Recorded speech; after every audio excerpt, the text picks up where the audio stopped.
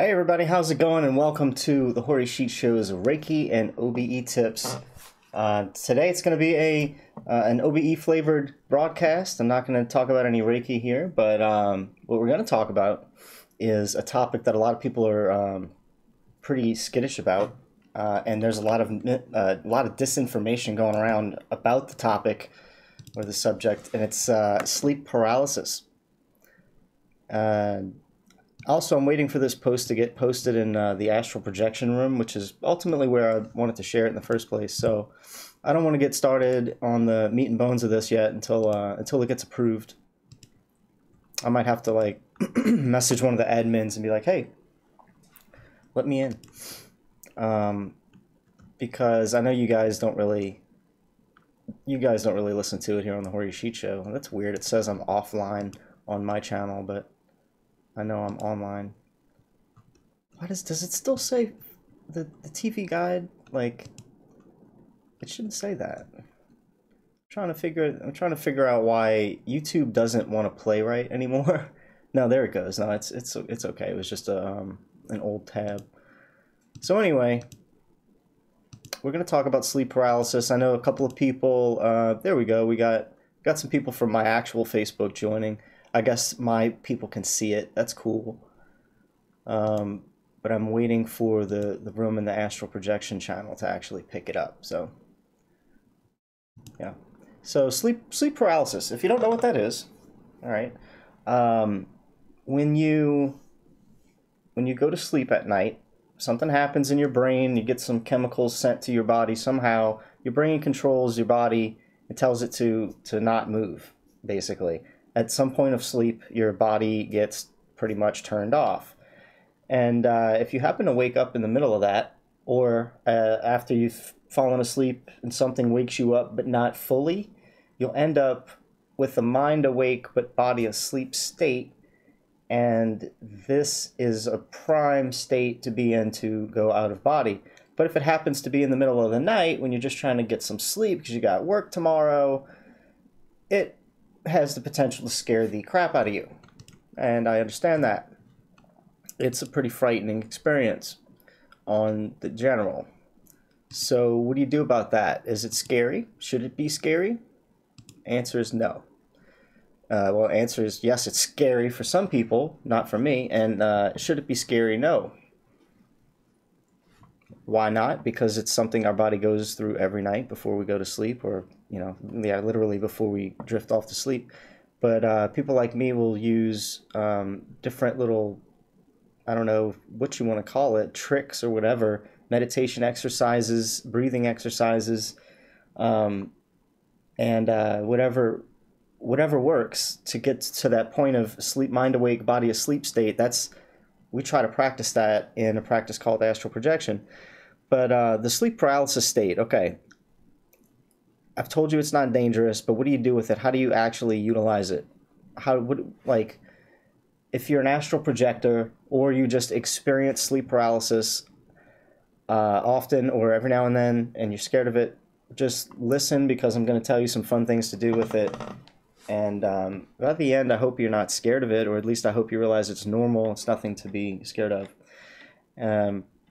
But let's see. Should I talk about the scary aspect of it first before I jump into the how-to? Yeah, let me talk about why exactly it's scary before I get to the how-to part. I'm still waiting for entry here, and I wanna live stream in this group so everybody can hear this. But it might get posted in there later, so regardless, they'll get it. So here's the thing. It's scary because people, you can't move. It makes people think that they're dying or whatever, and often you can't break it. Well, first of all, how do you break it?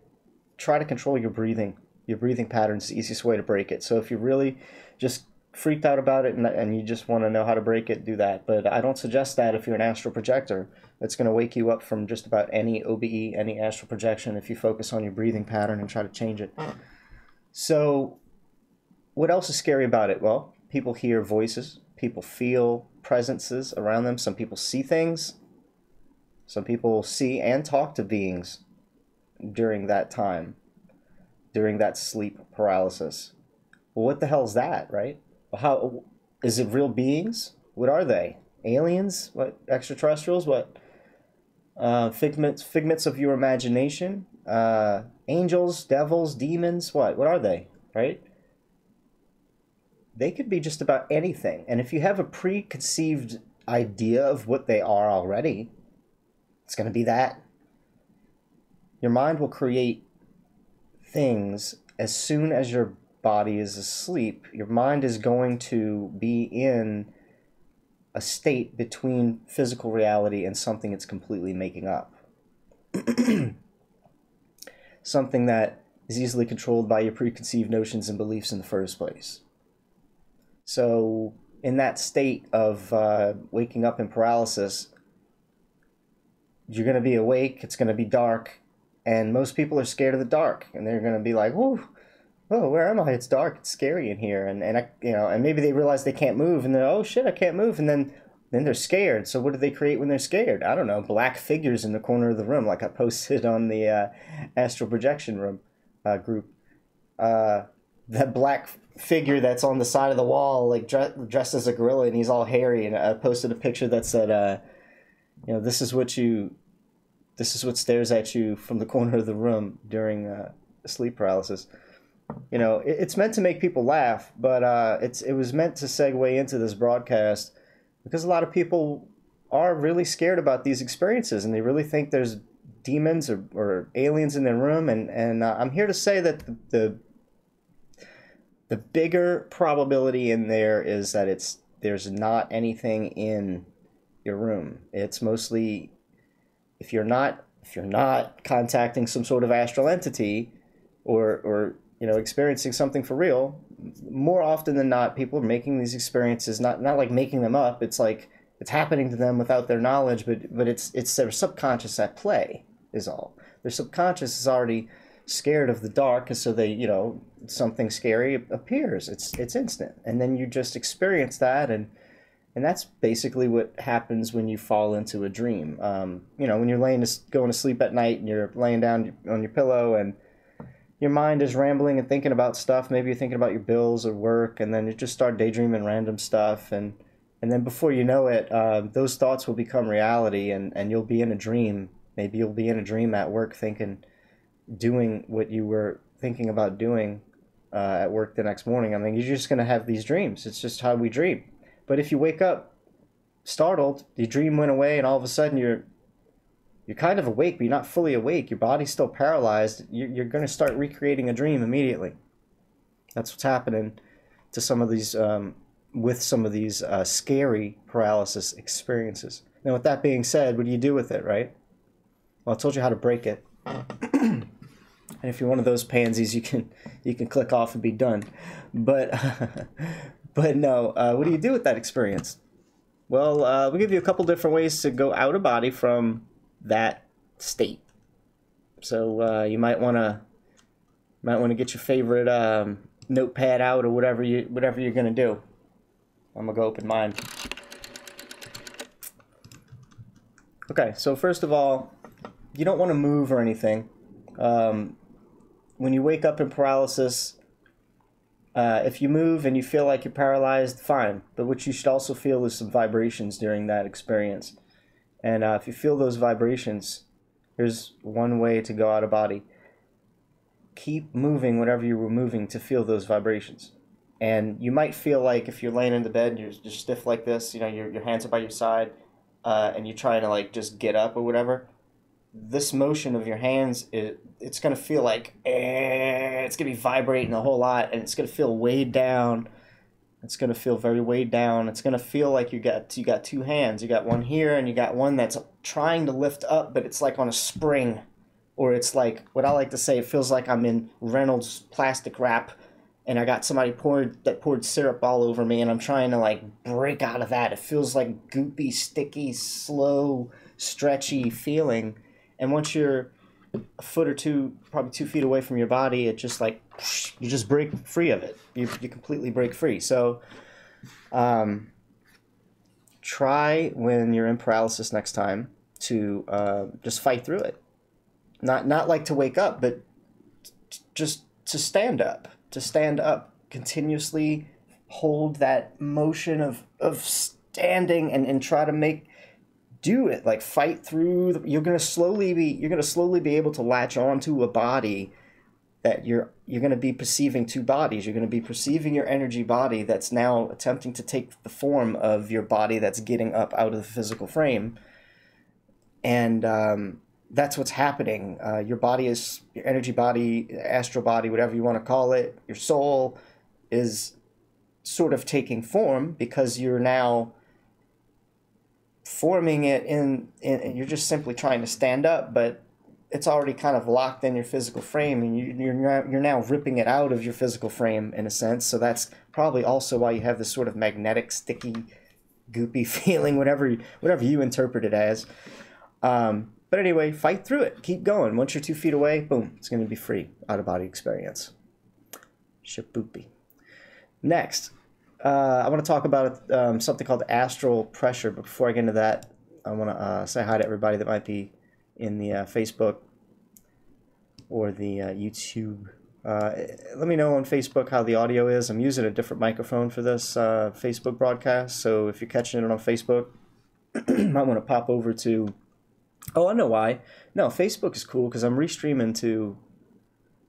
Oh, that's why. I wonder if that's what's going on. I'm streaming to my Facebook and trying to stream to the other channel. Maybe that's why the other channel's not getting it yet. Ooh, that would be interesting to know. I don't know. But anyway, shit, where was I? Okay, astral pressure. We're going to talk about something. No, I got to read the chat. I forgot. I'm in YouTube as well. What's up, guys, in YouTube? D-Hizzle. D-Hizzle6 made it. To Dark Cloud made it. What's up, guys? Tom, how's it going?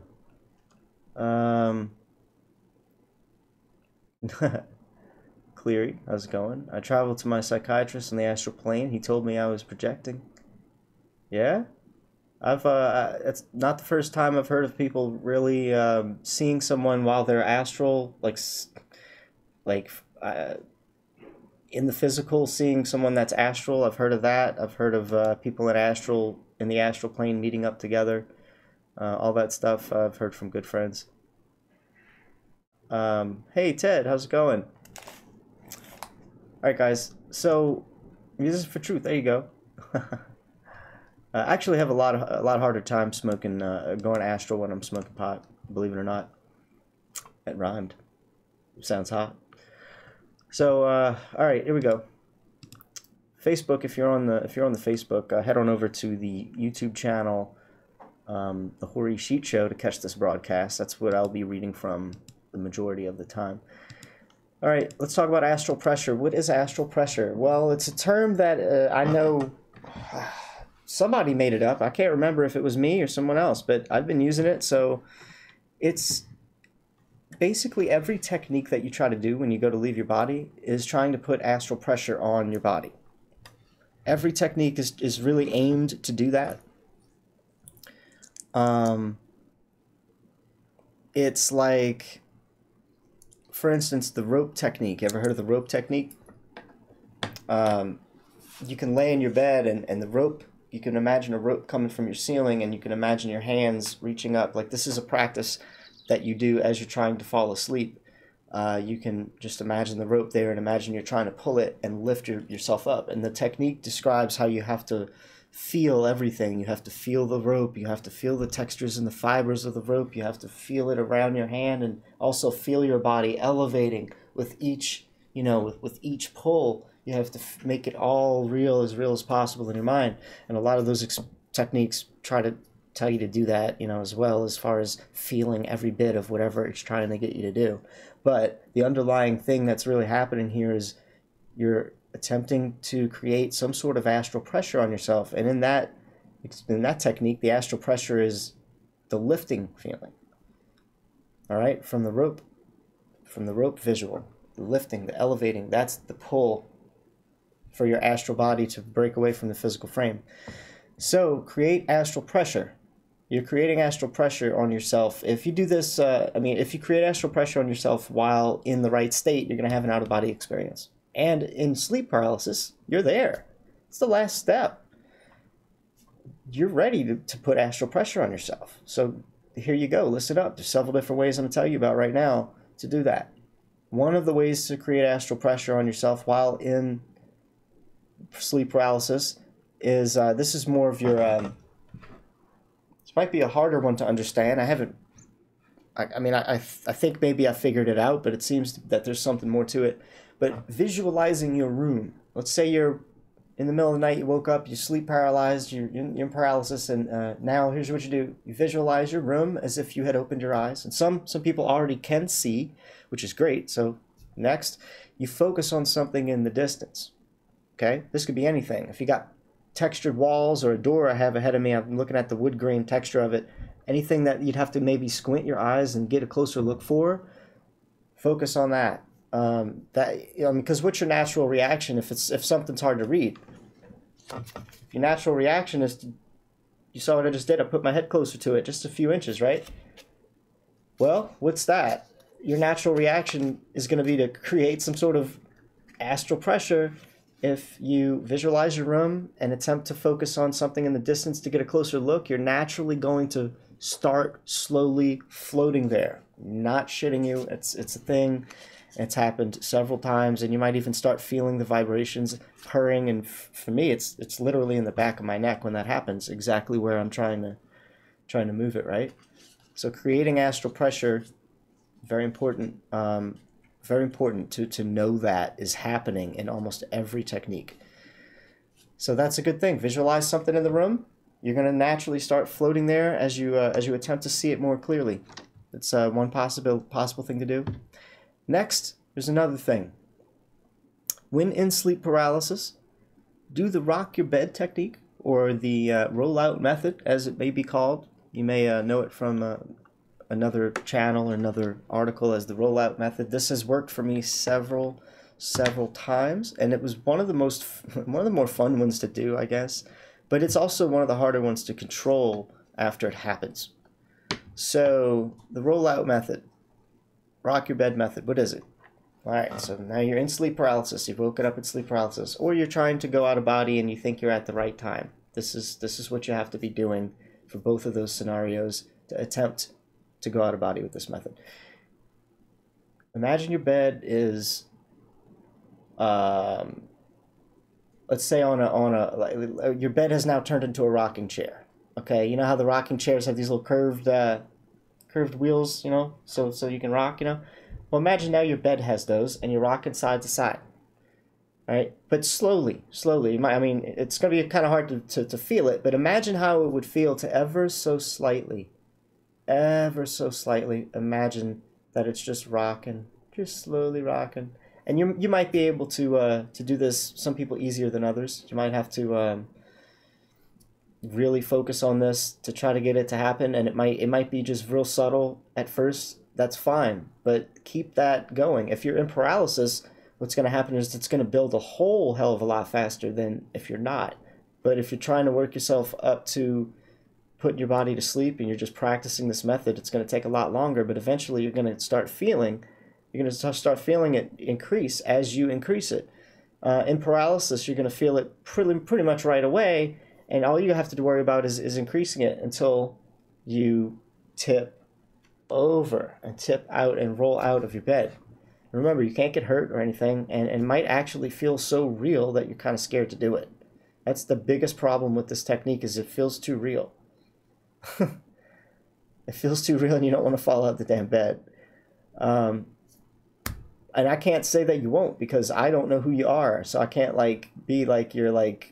I can't say just do it. No, because I don't want anybody crashing their head and telling me, "Hey, he told me to do it," and then people coming after me with pitchforks.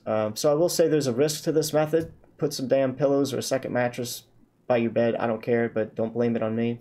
There's your disclaimer.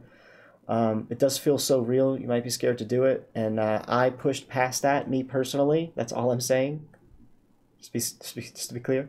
And it works for me. But what happens is I roll out, and I'm sliding off my bed at bed level, at pillow level, and I'm sliding as if it's ice in the air or something, like a big invisible sheet of ice I'm now sliding across. And it's hard to control. It's hard to stop it. It's hard to redirect it. And then a lot of times when that's happening, and and you try to redirect it, you then go into a spin, like a mini tornado is now in your room out of nowhere. It's kind of a pain in the butt, but yeah, that's something that happens from this method. Thought I would let you know if in case it happens to you. It's normal. And once you're out of body like that, I mean, you can do a number of things to zip out of there, teleport, phase, rethink the situation, but it's not as easy as it sounds. Just gonna put it that way. Next, what else can you do? If you're in paralysis, try this one. Imagine that you are displaced a few inches from where you're actually laying in the bed. All right? So, hold on, let me stop this. I'm reading the YouTube chat right now. Which actually I should have canceled the YouTube chat. I'm not, because I accidentally left it on for this broadcast. But the next broadcast most likely won't be a YouTube chat. You'll have to be a Patreon supporter to chat for the next one. But somebody said demons in the YouTube chat. Tranquility Pyramid says demons. Why would you say demons? I don't believe it's demons that are picking me up and twirling me around or anything. There's no demons visually, nothing like that. It doesn't feel like a presence is there or a grip on me or any sort of leash or rope. It just is something that happens. It's called astral winds, the astral winds. I don't know. It's a phenomena that's experienced. It's widely talked about. If you read enough firsthand experiences and personal stories, you'll hear about it. But here's the technique again. Imagine you're displaced a few inches from your body. All right, so when you're in sleep paralysis, feel that you're in your bed. Try to recreate the bed feeling, maybe recreate where you're laying, your limbs are. You know, if you're laying on your side, your left or your right, try to feel it. Visualize that you're there, and then visualize you're just a few inches over. And for a lot of people, what really works here, and for me, what works here, is I try to make it feel like I'm on the edge of my bed, pretty much. I try to feel closer to the edge than I want. And I start to get this like falling, almost tipping over feeling eventually. And this is what is similar to the rollout method. But for some reason, if I don't eventually get to this tipping over point, what the displacing yourself a few inches from your body thing does is it creates vibrations instantly everywhere. I've had that happen a couple of times trying this method. So, and what it is, the astral pressure happening here is, I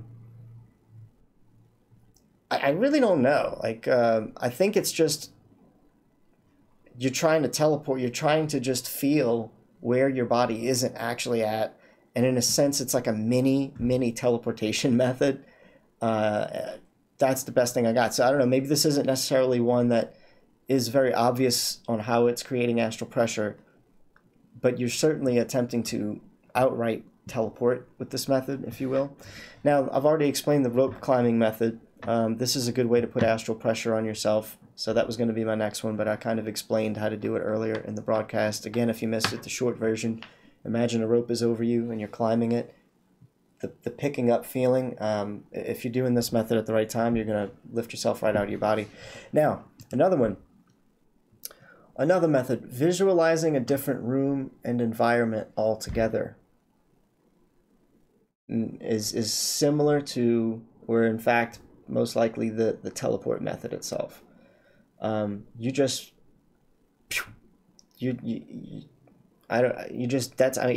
requires no explanation. You just have to visualize yourself being somewhere else. Now, an easy way to do this, or it makes it a hell of a lot easier, and you don't necessarily have to be a real photogenic kind of person, but I think almost anybody can do this. Just go to your favorite place, the best place around you, the most comfortable place. It's not your bed, someplace other than your bed or your practice spot, and sit there, and maybe sit Indian style or sit or stand. It doesn't matter. Whatever you can recreate later that's more comfortable for you, you go there and you do that in that spot. So for me, there's two places that I just seem to have a real good snapshot of. And one of them is outside of a big 2-story house looking up at a window, because I told myself one night that I was going to use that memory to go there every time I went, or anytime I wanted to go out of body. If I wanted to go there, I would burn that memory in my head. And that's what I'm telling you to do. If you can physically do that with a nice, comfortable place, do it. Go there so you can come back to this method I'm talking about and use that memory for visualizing yourself in a different environment.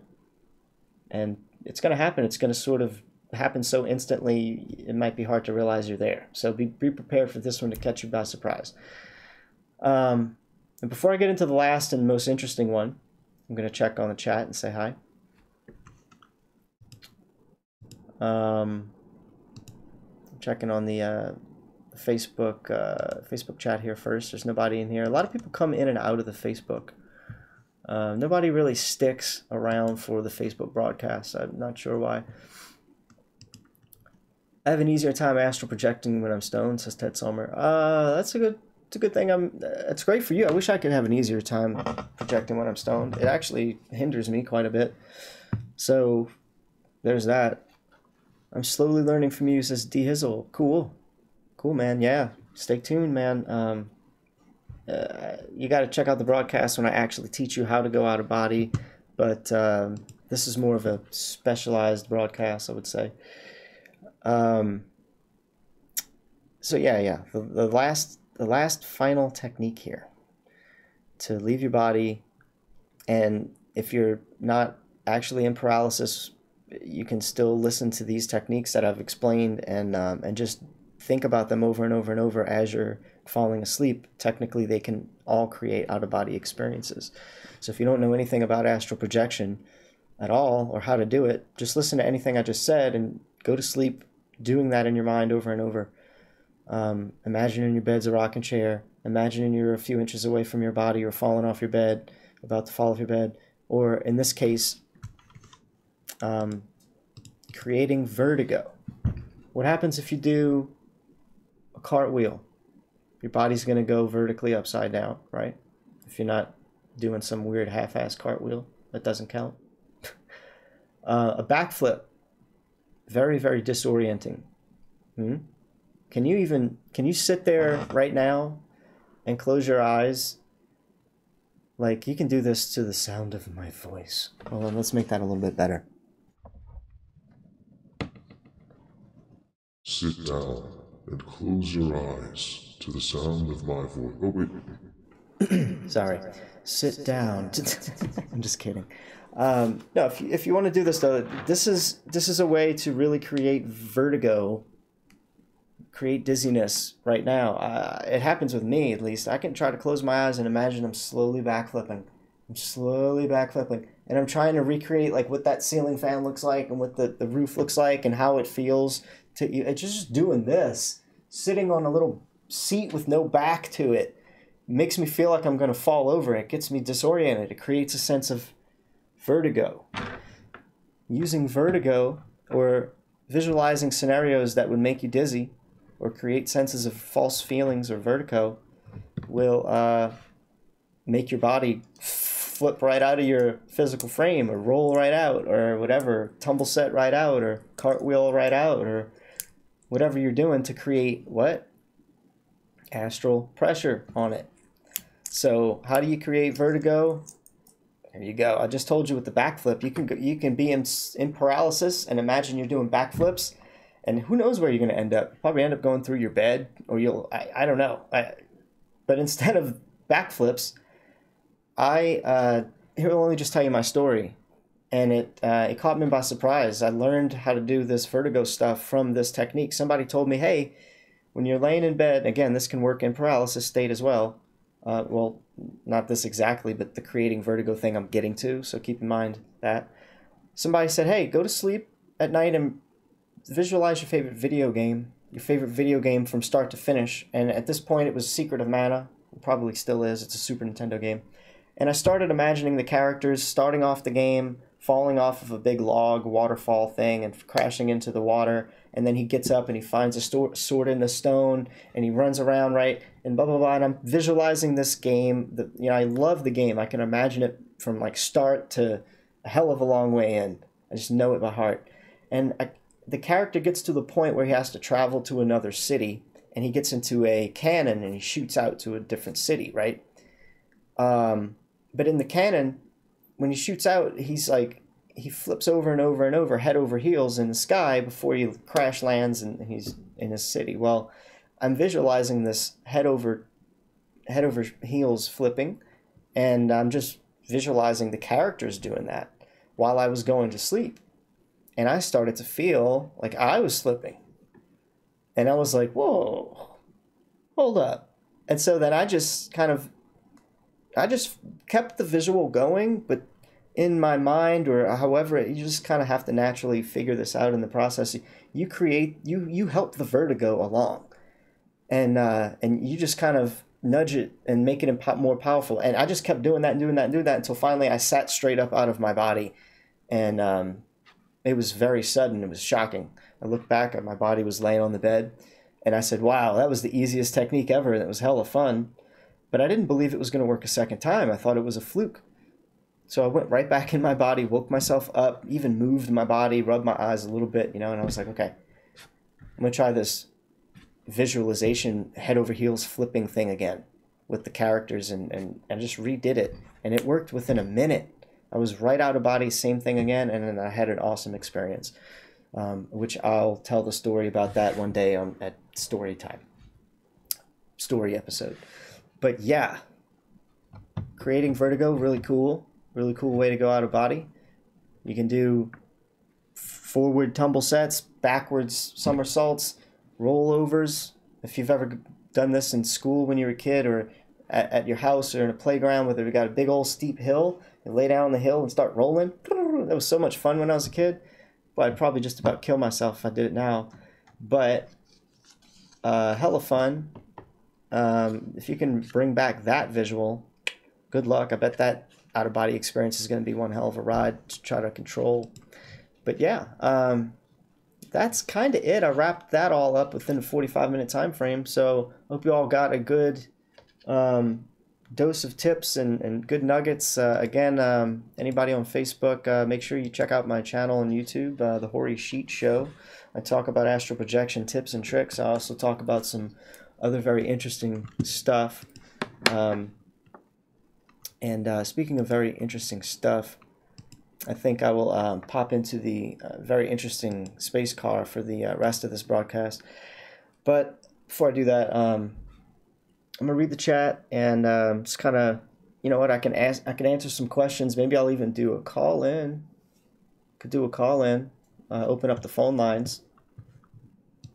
I have to get out of the studio. I get better reception out there in space. Must be closer to those satellites, eh? All right, so yeah, let me get in the space car. Hold on, excuse me. Where's that button at? I got a button somewhere around here. Oh, there it is.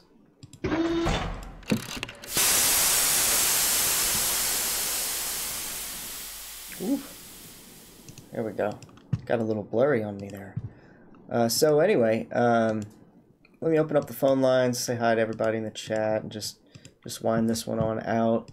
If you want to call in, the number to call in, 504-264-3609. And the phone lines are now officially open. If it doesn't get through to me on the first try, call again, and I'll get it. It's weird. It's Gmail. It's not my fault, and I'm not gonna tell people to call my real number because I don't want your ass calling my real phone.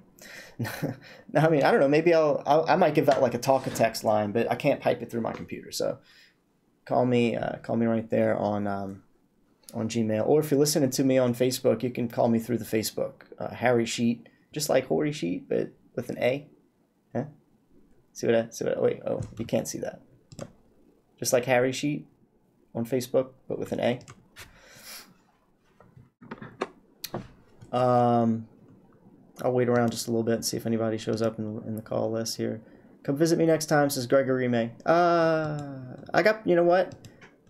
If it's a permission-based thing, I got permission from one person, and I might go there one day and tell her what she's doing. Or I've at least been successful telling people what they're wearing, because that seems to be like an easy thing for me to try to go think about doing.